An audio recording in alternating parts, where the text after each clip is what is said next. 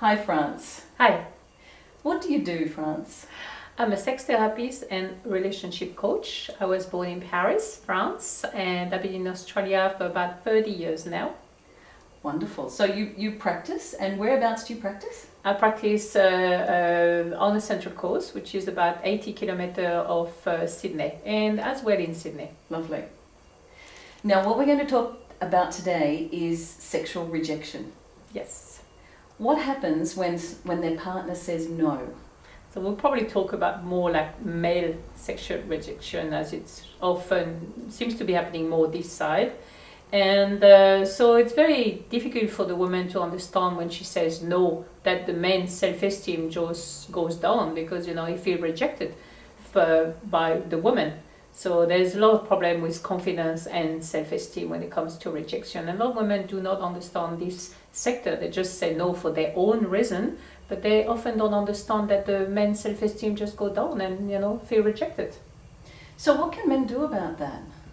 Well, if they are rejected, it's understanding why, because in the woman there's all sorts of reasons. There might be because pregnancy, there might be because menopause, and when we talk about menopause, it's also because there's not enough lubrication as the woman's hormones sort of change. Yeah. And in another way for anyone, it's a different approach. Just find a different approach, maybe seduction during the day, which start during the day, to be ready to set the mood for the evening. Is that right? Yes, like How can they do that? Yeah, so send, for example, a little SMS during the day. Just just get the woman a bit interested as well.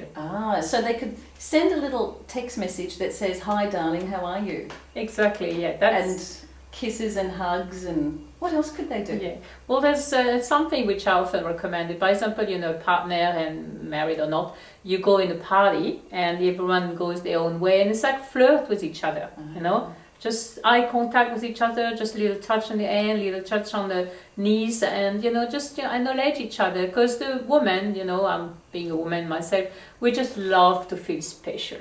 We get charmed very easily. Yes. So it's all about seduction. At the beginning, when you meet, we just put the old seduction, and it's to go back to the seduction. Nice. So it's really setting up the mood for the sexual encounter later on, or during the day, or whenever.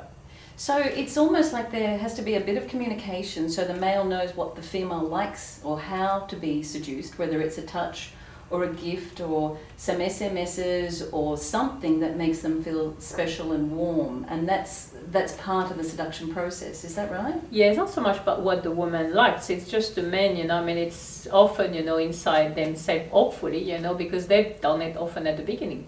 They've been seducing the woman, so just thinking, how they've been seducing their woman at the beginning, and it can be vice versa, and do it again, just from the beginning. So just thinking that's the first time I meet her, and so it is setting the mood. Yes. Now, what about sexual fantasies? So sexual fantasy, it's a difficult one to talk about often, especially for women, I guess.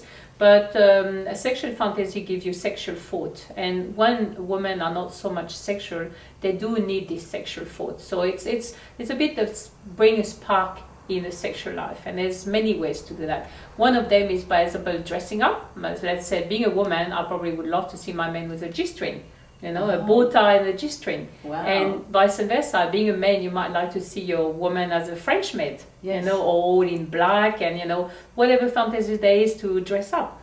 There's also bringing like maybe a little bit of a blindfolded. If you put someone into the blindfolded, whatever, so it's the senses are coming out, because you can't see what's going on. Yes. So other senses come, the smell, the touch. Yes. So it's all this little play to put inside the fantasy. There's also one which I talk about with my client.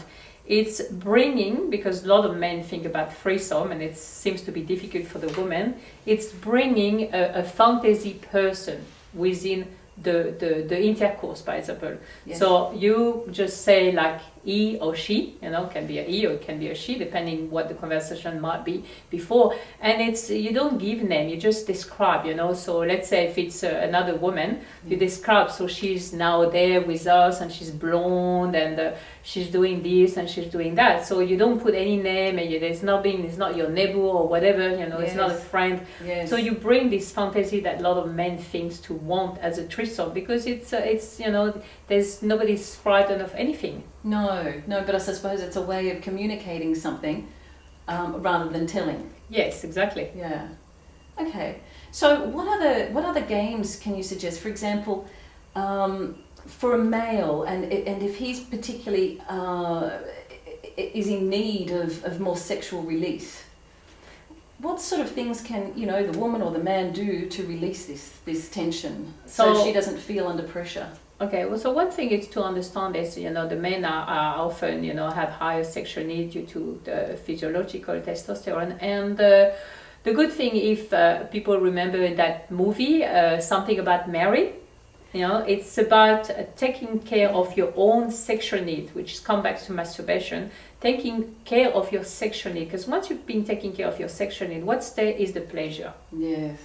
Absolutely. So you can, relax your mind and then think about the woman, because the woman body, one thing it's very important to understand, the woman body needs about 20 minutes at least to be aroused. So there's a lot of touch. Is that right?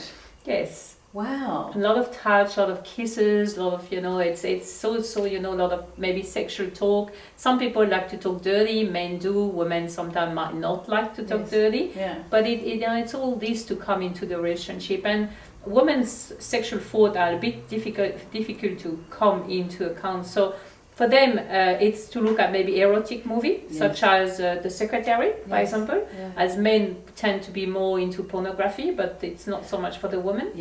Yep. Okay.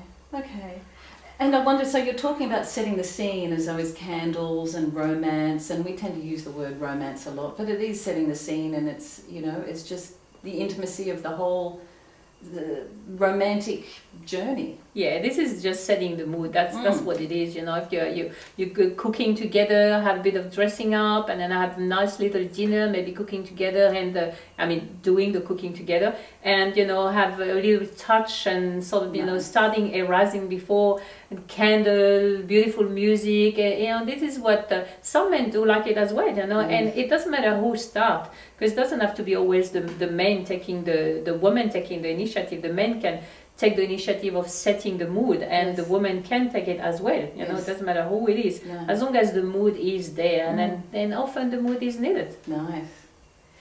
And if people need more advice? Well, they can come to see me and look on my website at www.sexualhealing.net.au, or just send me an email at france@sexualhealing.net.au. Thank you. You're welcome.